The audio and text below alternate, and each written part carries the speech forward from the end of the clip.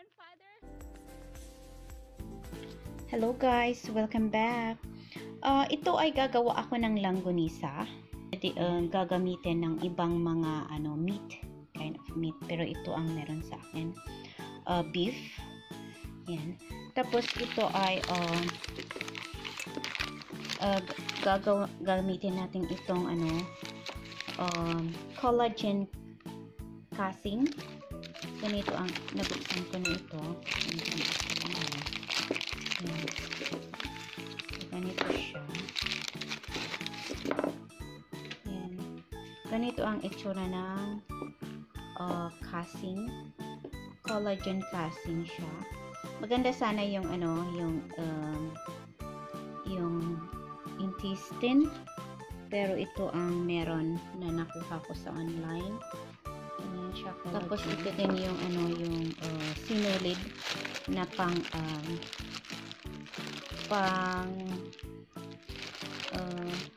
divide doon sa langgonisa. At gagamit tayo ng fresh na garlic. Cornstarch ay pang binder. Tapos asukal. Yan, asukal. Tapos garlic powder, maglalagay din tayo kasi gusto ko ng maraming garlic.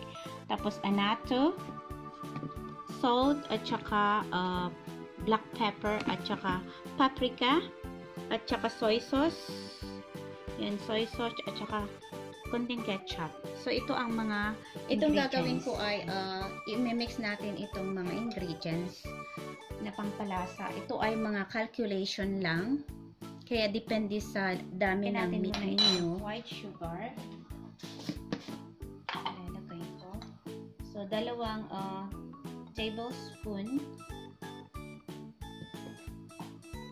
So, kung palaging gumagawa ng ganito ay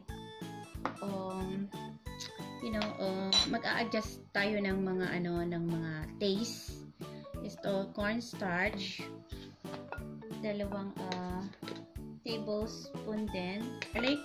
So, ito ay lagyan natin ng 1 tablespoon.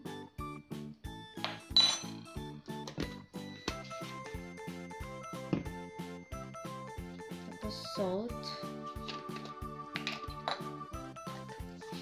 So, lagyan natin ng 1 tablespoon, 1 teaspoon.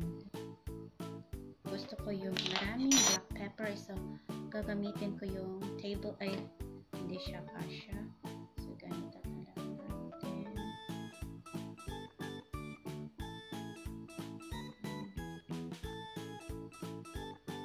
So, isa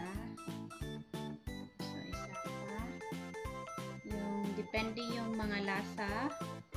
So, 2 ang ilalagay ko. Ito, paprika.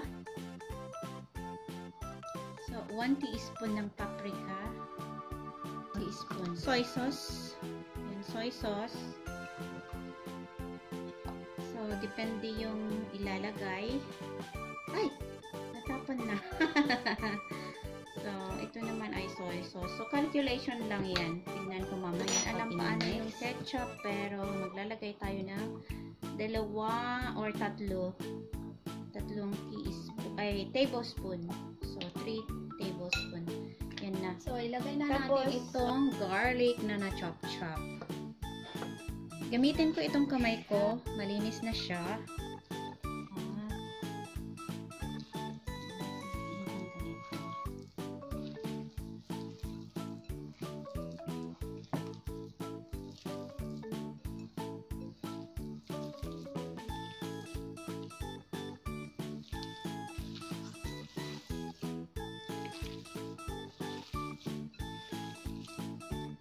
I-mix hanggang collagen casing para i-try natin yung taste niya o tama.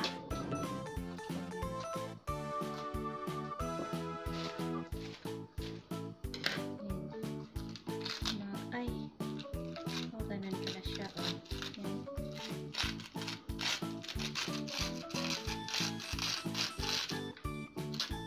So, yun, mahaba siya. So,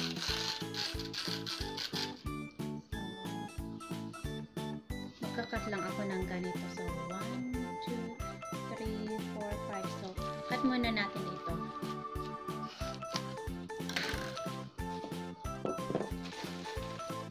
So, lagyan natin ito.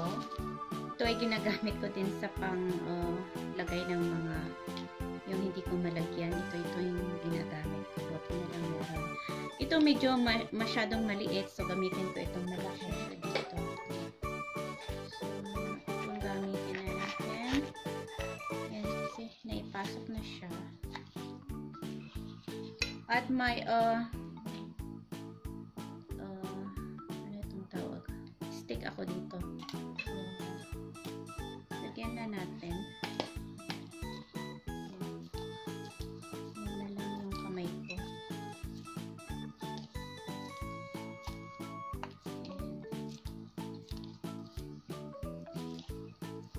Medyo matagal, kaya lang patient lang.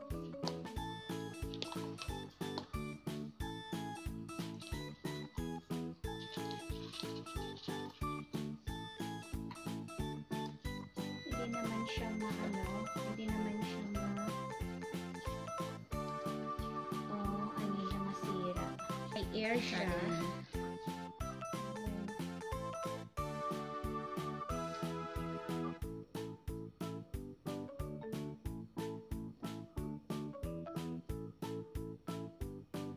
Hindi pare-pare yung pagka hindi pa siya professional, guys. Pag naging professional na, okay na.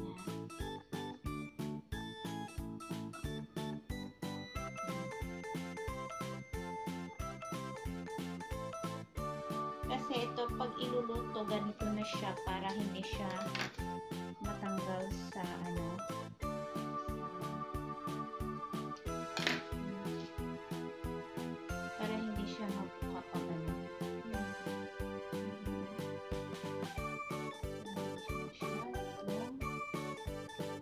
seal natin mamaya pag matapos na lahat. I-try natin kung kasya itong lima.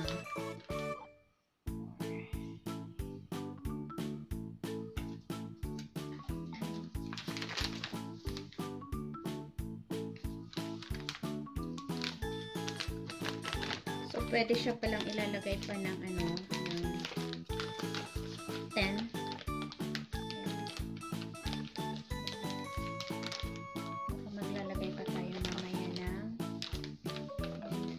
So, pwede pa, lagyan pa ng konti. Ako ay, nag-cut ako ng pieces na lang. Tapos yun, ginawa kong ganito. Tapos mamayo ko na siya itatali. So, may ginawa kong ganito pang dalawa. Pero mostly na ay ginawa ko siyang straight na ganyan. Para mas madali. Kasi mas mahirap pag mahaba siya. So, mas okay na yung ganito.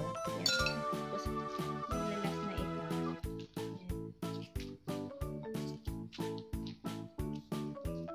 madali siyang malagyan. Kailangan mong i-push sa kamay para mag-move siya.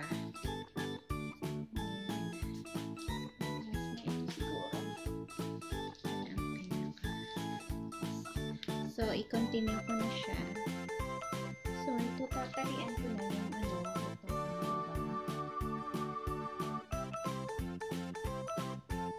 madali lang pag ilalagay ka agad.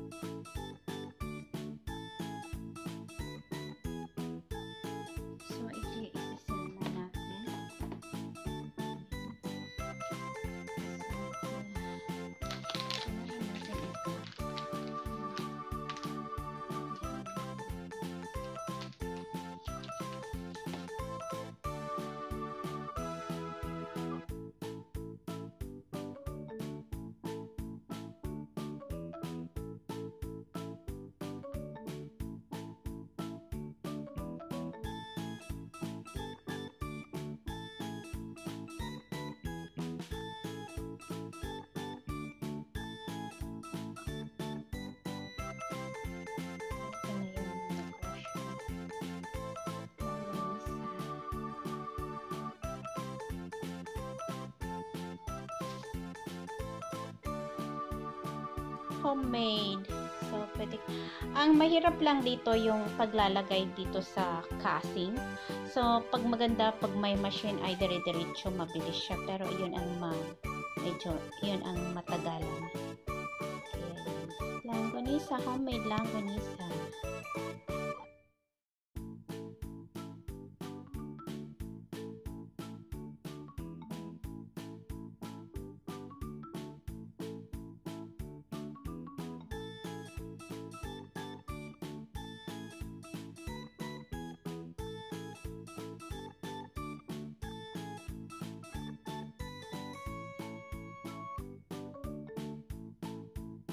Casing ay itong isa ay hindi pa naubos. Ito yung nagamit ko at may konti pang natira. Marami din pala siyang nagagawa. Yan. At least may pwede pang gagamitin ito for the next time. Gusto ko sanang gagawa yung may spicy siya at saka more sugar, so more sweet and spicy. Masarap kasi yung may sweet at saka spicy siya.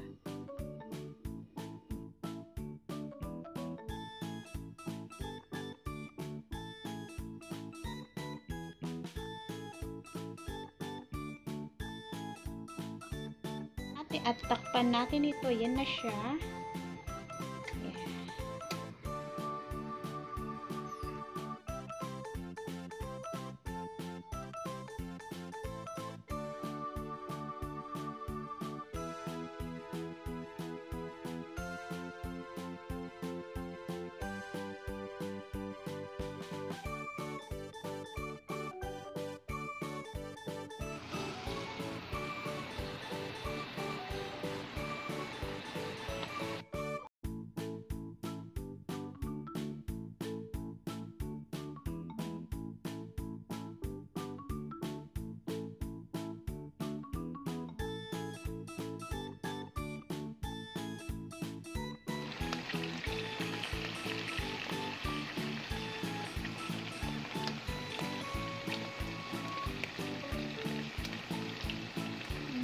Ito, luto na siya.